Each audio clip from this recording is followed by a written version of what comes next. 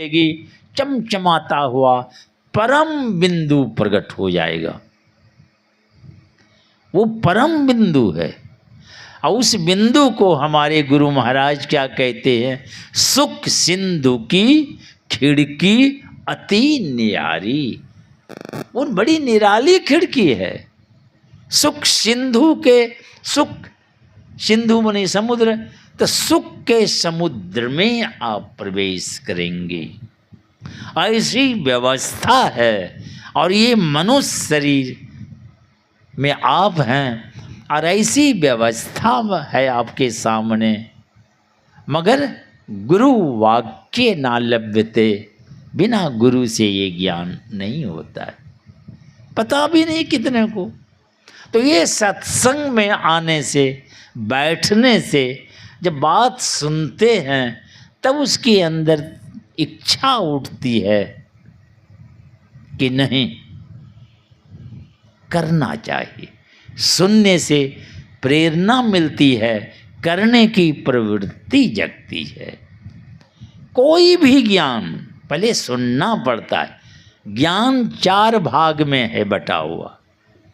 आप स्कूल जाएं, कॉलेज जाएं, कुछ भी बनना हो पहले सुनना पड़ता है। विद्यार्थी भी स्कूल कॉलेज में जाके लेक्चर सुनते हैं, तो वो श्रवण ज्ञान है, सुनते और सुन करके फिर उसको विचारते हैं मन में, तो वो मनन ज्ञान है। और जब विचार में बात आ जाती है तब करने की प्रवृत्ति जगती है, उसको निधिध्यासन कहते हैं। और जब जो करने लगेगा उसी को ना पता चलेगा। स्कूल कॉलेज में पढ़ाई होती है, साइंस विद्यार्थी लोग पढ़ते हैं, Zn+H2SO4 फॉर्मूला पढ़ते हैं।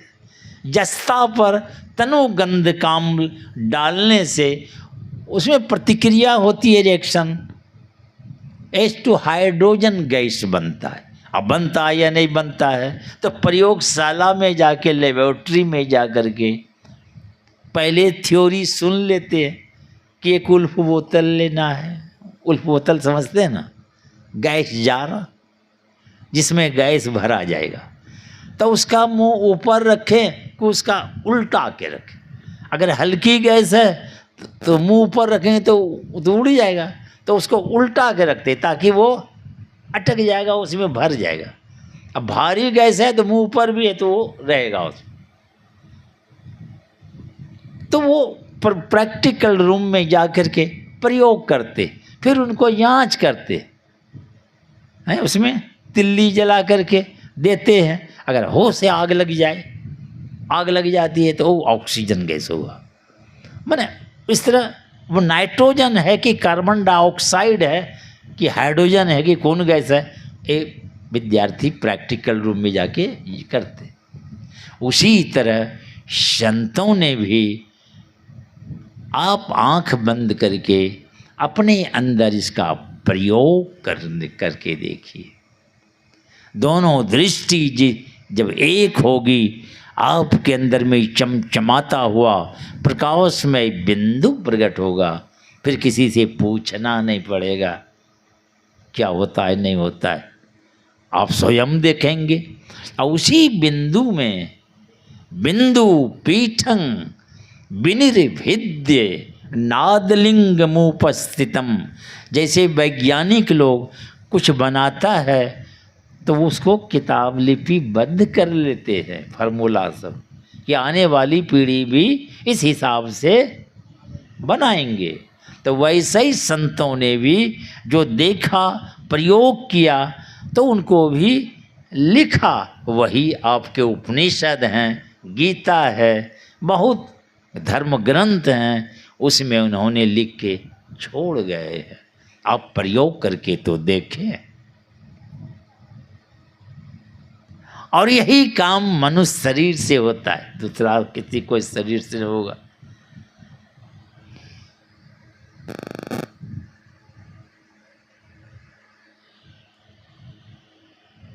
घड़ी की भी सुई 10 बज के अब 20 मिनट पे जाने वाली है। बातें सत्संग से तो ज्ञान होता ही है। अब एक ही दिन में कि ये सब सारा ज्ञान हो जाए। अरे मेडिकल भी डॉक्टर बनना है तो 5 साल लगता है पढ़ने, नहीं इंजीनियर बनना है पहले तो बच्चा से पढ़ते पढ़ते तब गया है। अब देखिए उसकी भी कितनी तैयारी करनी पड़ती है। कोचिंग करने के लिए कहाँ कहाँ लोग चले जाते हैं, नहीं, और उसकी तैयारी करते हैं। और जब सफल हो जाते हैं तो उसमें भी फिर 4-5 साल लगेगा। तो समय तो लगता है। आइए काम कहीं कोचिंग सेंटर है इसका क्या? ये आराम से घर गृहस्थी में रहिए, अपना काम धंधा है, देखिए सुनिए, और समय निकाल करके थोड़ा बैठ करके आप ध्यान कीजिए इसको। भगवान कृष्ण क्या कहते हैं? ये ऐसा काम है जिन्होंने शुभारंभ कर दिया है, अब बीच में ही मर गए मान लीजिए, तो सब व्यर्थ हो गया। तो भगवान कहते नहीं, ये तुमको कीड़ा मकोड़ा अन्य जोनी में जाने नहीं देगा, बार बार मनुष्य शरीर मिलेगा। मनुष्य शरीर तो मिलेगा तो झुग्गी झोपड़ी में जाके जन्म हो जाएगा क्या? हो सकता है, बहुत बच्चा जन्म लेता है कि नहीं? अब कुछ ऐसे हैं सब कुछ है, उस घर में भी बच्चा जन्म लेता है, तो जन्म लेते करोड़पति होता है, और एक जन्म लेते कुछ है ही नहीं, वहाँ डब्बा लेके भीख मांगता है। तो भगवान कृष्ण कहते हैं कि श्रीमान कुल में जाके जन्म होगा, स्वर्ग भी जाओगे पहले, और स्वर्ग से भोग के जब लौटोगे तो श्रीमान कुल घर में तुम्हारा जन्म होगा। तो दोनों हाथ में लड्डू है, मरने के बाद सो, आने के बाद सो,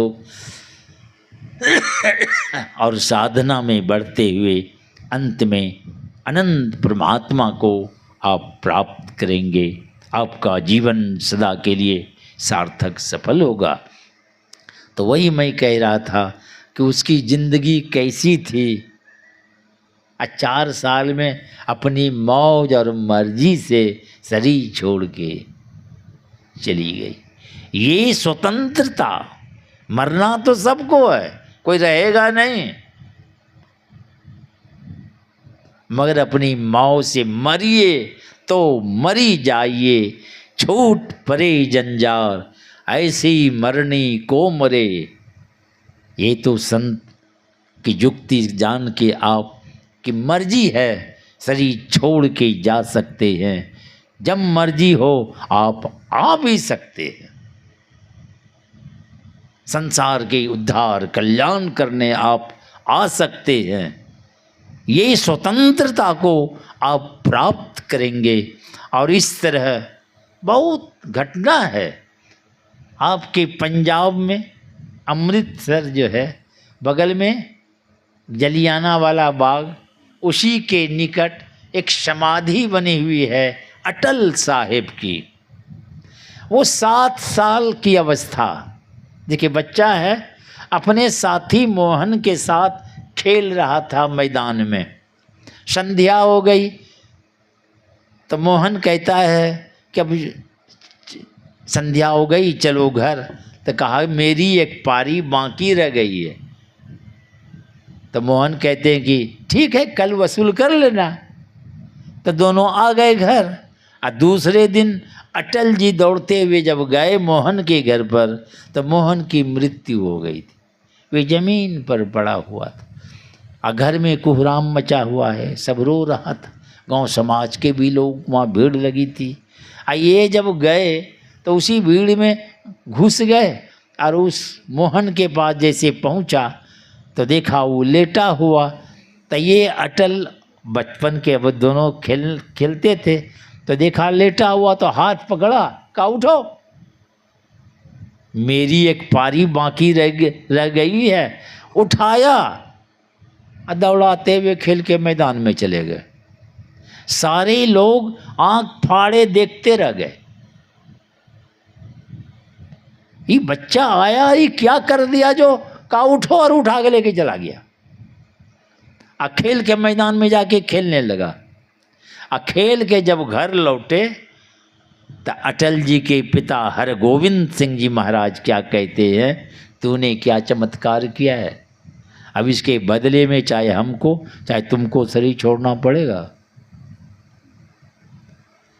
अब इनको लगा कि कहीं पिताजी ने शरीर छोड़ दे, तो उसी जगह ये चट से पट हो गए, शरीर छोड़ के चले गए। अब देख लीजिए, ये मौज या खेल, अटल जी शरीर छोड़ के चले गए, उसी की समाधि वहाँ बनी हुई है। तो ये मौज, ये मर्जी, आया था संसार का कुछ काम करता, पर बात कुछ ऐसी हुई, शरीर छोड़ के चले, फिर आएगा।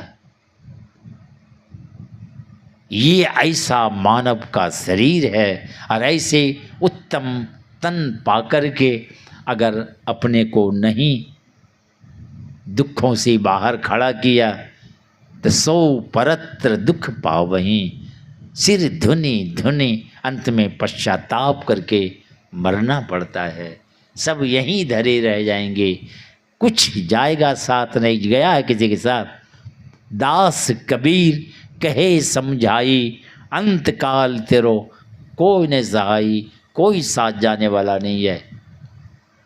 चला अकेला संग ना कोई, तब जाएगा क्या, क्या अपना पावेगा रे। जो अच्छा खराब किए हैं वही संस्कार आपके साथ चला जाएगा, वही संस्कार के हिसाब से फिर जन्म होता है। तो इसीलिए आप ध्यान भजन का संस्कार बना के गए हैं तो बार बार मनुष्य शरीर मिलेगा, भगवान कहते, और अंत में अनंत परमात्मा तक आप पहुँचेंगे। आपका जीवन सदा सार्थक सफल होगा। इसलिए संसार में नेकी से कमाई करे, कमाना बुरा नहीं है, खूब कमाइए, अच्छा घर कपड़ा भोजन सारी व्यवस्था करें, और उसी में बैठ के ये अपना काम है, ये अपने तो करना होता, भाड़ा पर नहीं चलता है काम कि हम मर गए बेटा पोता पहुंचा देगा, नहीं, ये काम स्वयं आपको करना पड़ेगा। इसीलिए इन सारी बातों को ठीक से समझ बूझ कर अपने जीवन को सार्थक सफल करें। बोलिए श्री सद्गुरु महाराज की जय।